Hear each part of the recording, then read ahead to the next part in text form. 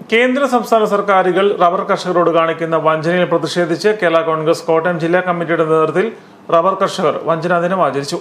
രാമപുരം ജംഗ്ഷനിൽ നടന്ന വഞ്ചനാ ദിനാചരണം കേരള കോൺഗ്രസ് പാർട്ടി സംസ്ഥാന executive chairman advocate Mons Joseph MLA. ഉദ്ഘാടനം ചെയ്തു.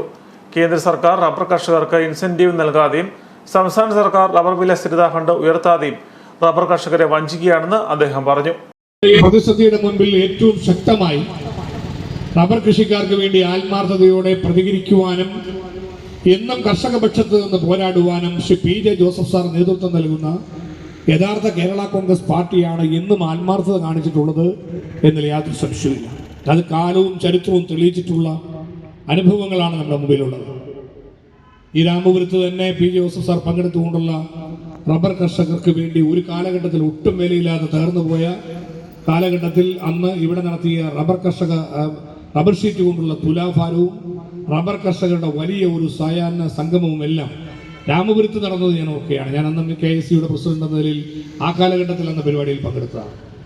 ഈ പ്രതിസന്ധിയുടെ മുമ്പിൽ പുതുതായി ഉണ്ടാകുന്ന പ്രശ്നം റബ്ബർ മരം തന്നെ വെട്ടിമാറ്റി റബ്ബർ കൃഷി ഉപേക്ഷിക്കാൻ റബ്ബർ കർഷകർ നിർബന്ധിതരാകുന്ന ഒരു സാഹചര്യം ഇന്ന് കേരളത്തിൽ നിൽക്കുകയാണ്.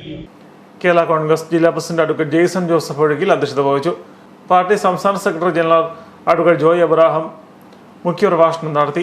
പാർട്ടി നേതാക്കളായ E.J. Augusthy, K.F. Varghese, Thomas Kannanthara, George Pulinkad, Manjoor Mohankumar, Paulson Joseph, advocate Prince Lukose, Mathukutty Plathanam, Maju Pulickan, Thomas Uzhunnalil, C.V. Thomas Kutty, Mathachan പുതിയടത്തിയാലിൽ തുടങ്ങിയവർ പ്രസംഗിച്ചു.